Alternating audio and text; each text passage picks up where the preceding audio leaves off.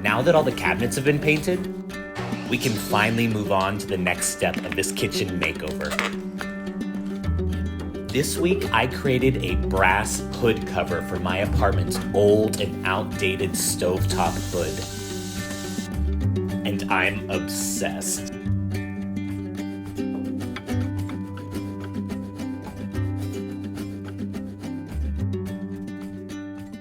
Hey guys, welcome back. Hope you're having a great week. I'm super excited because we are finally getting back to the kitchen. We took some time to really prep and paint all of the cabinets, change all the hardware out. That was a big project, probably the biggest project, the biggest undertaking in this whole kitchen makeover was going to be this cabinet. So now that we've gotten over that hill, we get to do a lot more of the fun stuff. I still have, obviously, the old tile, the old countertops, the old floor. All of that stuff still needs to be changed.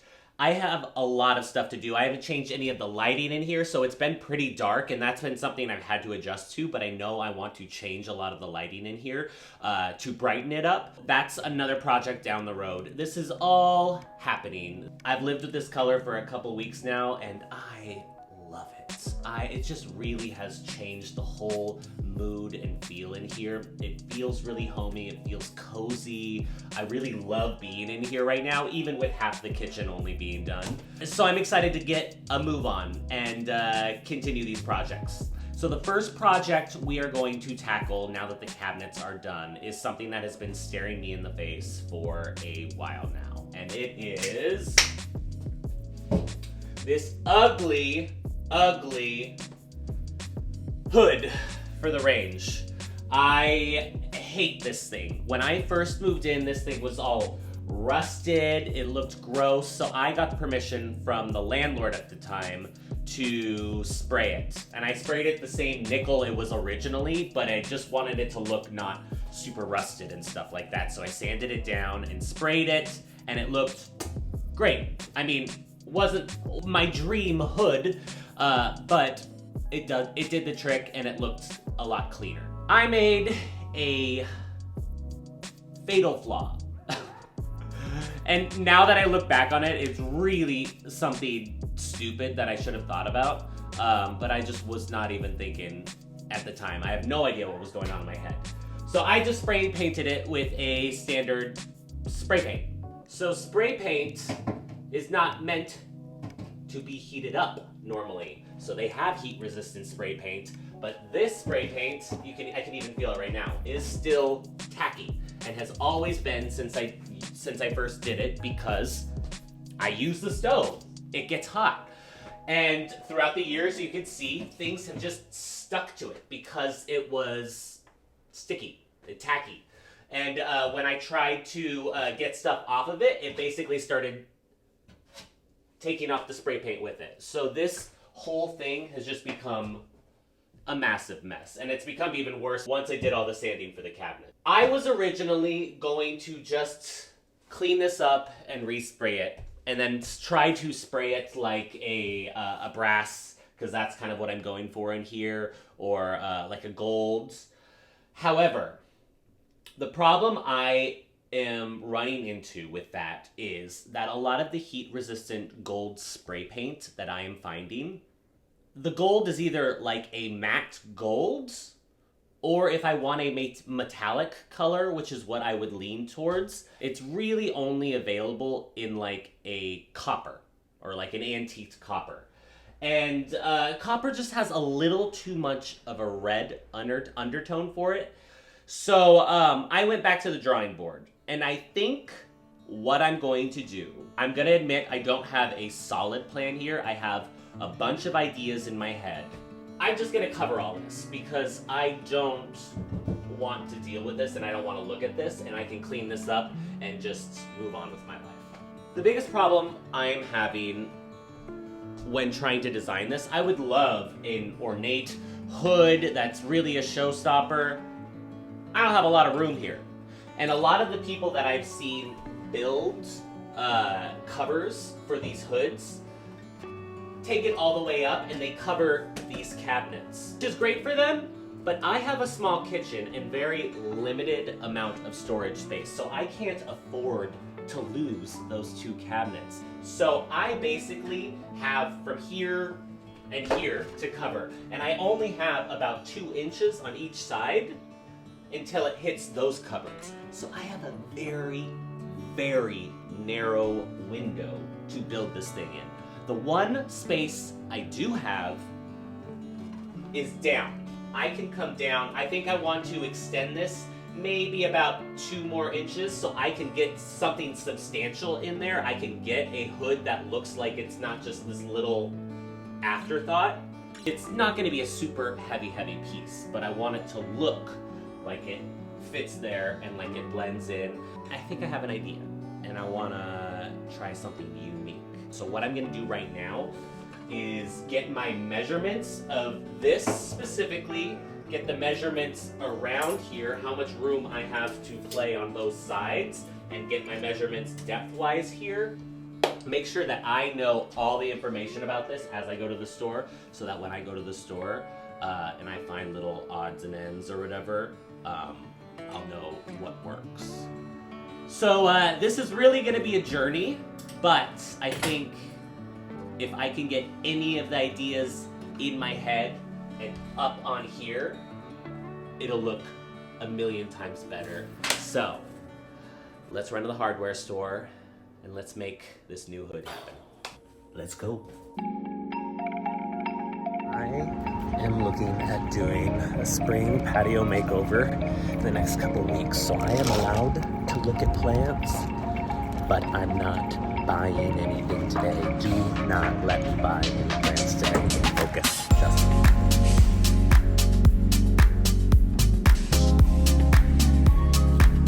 So I ended up just getting a couple different sizes of types of wood and stuff. I'm also trying to keep it really light because I don't want this heavy thing just to be dangling there. There were just a lot of considerations, but it's really just the base of it, how I want to construct that, and trying to wrap my head around that. So anyway, we got stuff. Let's go home and maybe I can start visualizing how I actually want to get this done.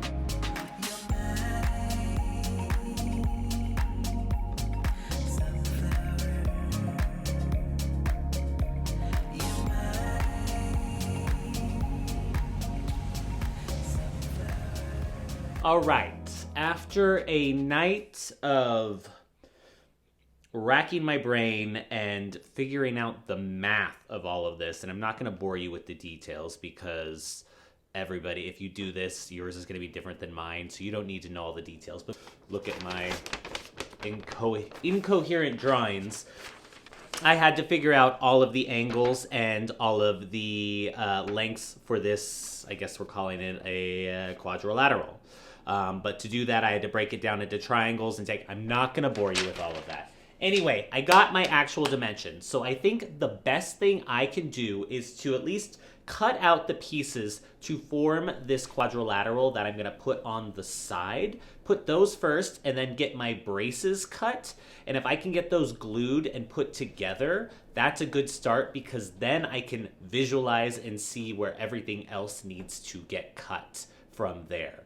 And the rest hopefully will come together from there. So fingers crossed. Let's go.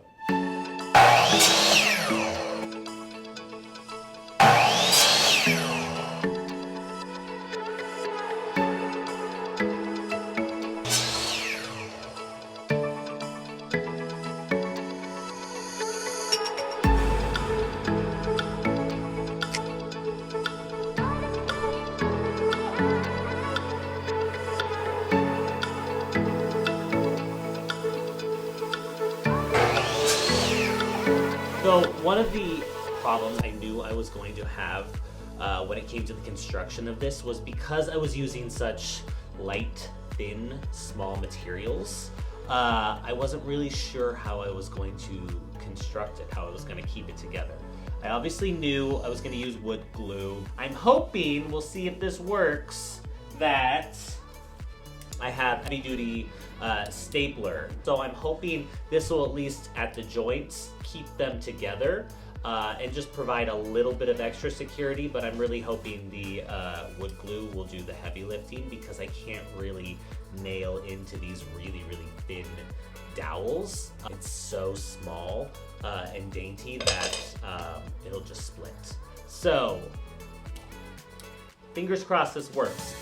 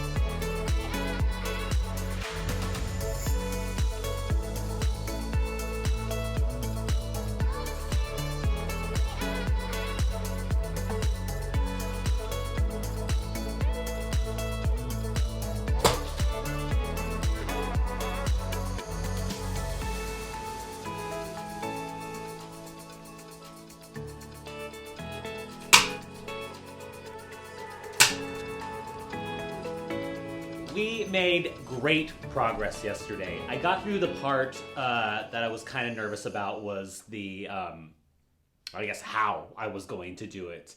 I had an idea in my head, but trying to get that idea onto paper and into reality are very different things. So, things we got done yesterday. We got both of these side pieces constructed, which is great.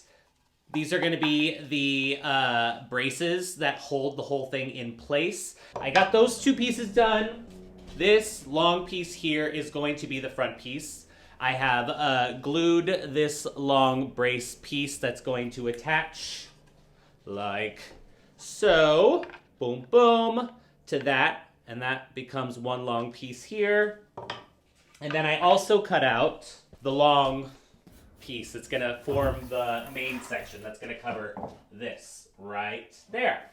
So now that we have a lot of the big pieces cut out, today is really gonna be about not only assembly, but trying to get that more ornate stuff done before we start priming and painting the pieces that need to get primed and painted.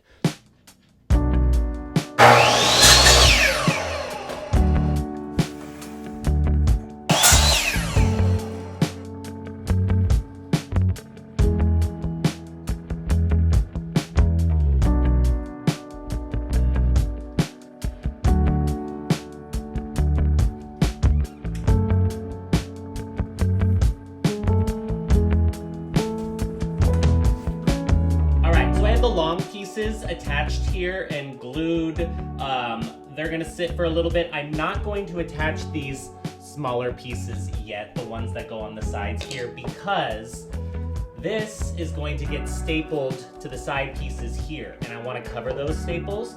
So once this fully dries and I add the rest of the detailing in, when I'm fully constructing all of these pieces, I will attach this by gluing and then stapling, and then I can glue this on top of that so those staples are hidden. So I'm just trying to hide any seams wherever possible. So that's my thinking on that process.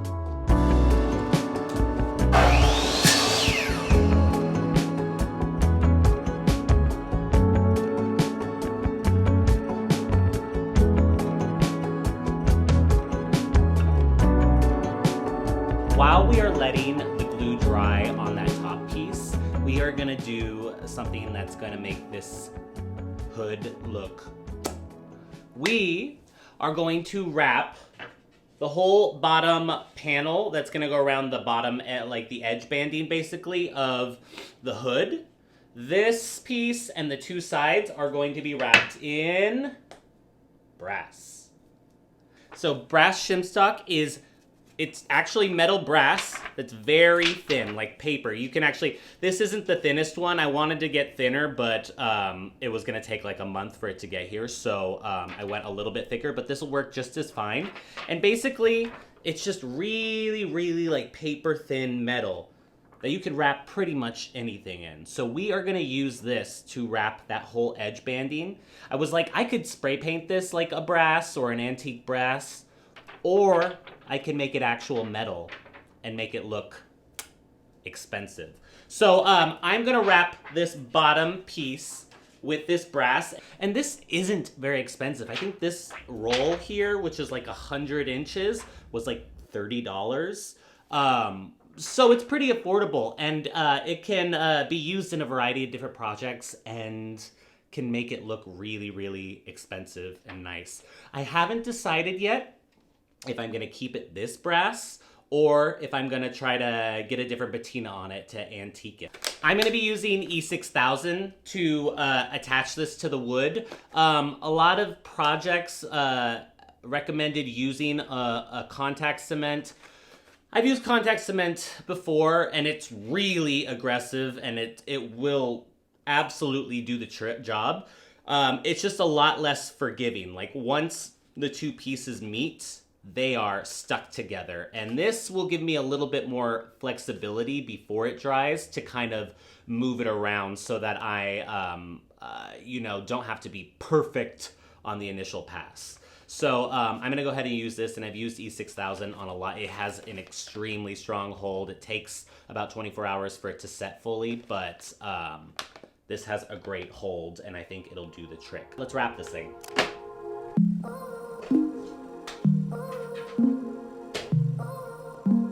My first clue that the E6000 was a bad idea should have been with how unspreadable it was. It came out so lumpy and uneven, but I kept going.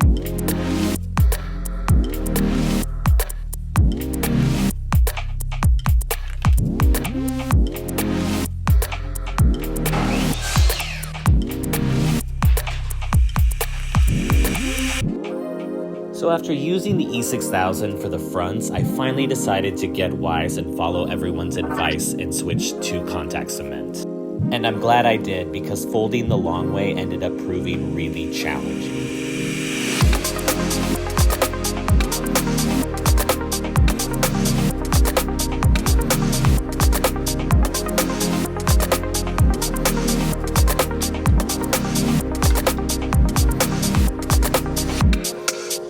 I let each side fully cure for 24 hours before I moved on to the other side.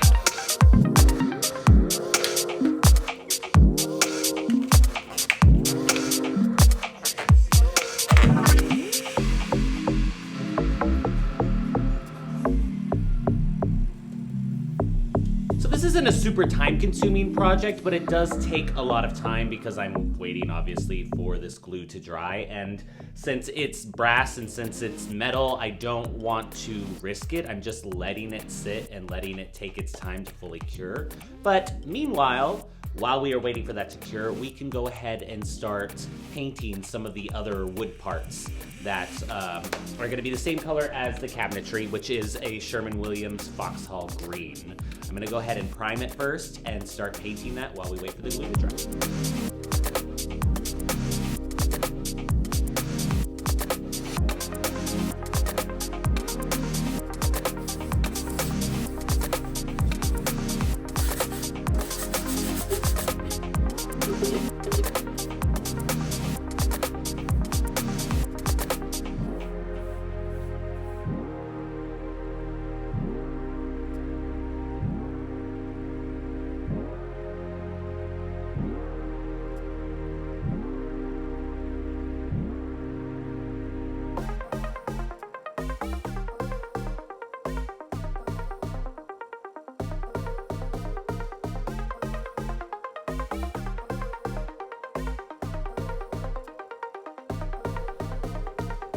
it is time to finally assemble this thing. We have given it a couple days, all of the pieces to really let the glue cure, let it dry.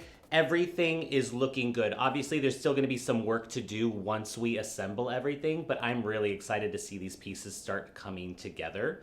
So the first piece we have is the front piece, and obviously this is the thing that took the longest because I really had to wrap it all the way around this lip so that it looks, let me see if you can see that there, so that I get a nice lip underneath the hood as well. So this took a while to make. Problems. Because I ended up using the E6000 at the beginning and that was a mistake and switched to the cement contact, I've got some bubbling, obviously, that you can see here. Now, I was originally thinking about antiquing all of this because most of the brass hardware right now already is this like antiqued look. However, I played with the antiquing, and as you can see, it's not, this is me spraying vinegar and salt on it, and it does give it an antique look, but there's really no control over it. This one I did lighter sections, and I dabbed it after like 5 minutes each time and kept trying to build up the layering. This one was my first pass, and I just like went huge, and obviously it started turning green. There's some pinks in there and stuff. I don't want all that color. That's kind of not the antiquing that I'm going for. So I was just gonna leave it, but then I got all this bubbling. And I kind of thought, I was like, well, I can use like a rub and buff. There are other things that I can use to antique it. And then I kind of stopped and looked at it for a second. And because the bubbling is pretty cohesive all the way across, I don't think I mind it. I think it actually gives it a little bit more character, to be honest. Instead of just having one like flat, solid, brass, yellowy surface, I think it gives it a little bit more dimension. Maybe I'm insane, and if I am, this piece is not going to be glued on, it's only going to be screwed on, so if I want to change this out in the future, I can change it out in the future. I am not married to this piece specifically, but I don't think I hate it. I actually think it's one, because if I'm not going to do the antiquing to try to get the same color as the rest, I can use different brass throughout the kitchen to tie this level of shine in. That's not an issue. I can do it in light fixture, I can do it in faucet. I have other areas to do that in. So I have opportunities to tie this type of brass in. So that's not a big issue, but I think maybe I'm insane. Maybe I'm absolutely insane, but I think this might have been a happy accident. Because if I just had a flat surface, I think I would want to do the antiquing more, but because it has a little bit more dimension and it has a couple like little scuffs and stuff, I feel like it kind of gives it a little bit more character. Maybe I'm completely delusional, but we're about to find out. I have my two side pieces here, which are obviously also have the braces that are going to connect it to the bottoms of the cabinet. And I have the brass wrapped around, so it's still going to have that same lip all the way around. And then the last piece is the piece that isn't done yet because I don't want to completely paint it until it is attached so I can hide some of those staples. So I primed the main piece, which is going to be on top of this. It's going to go right here. Let's put this whole thing together and see how this turns out.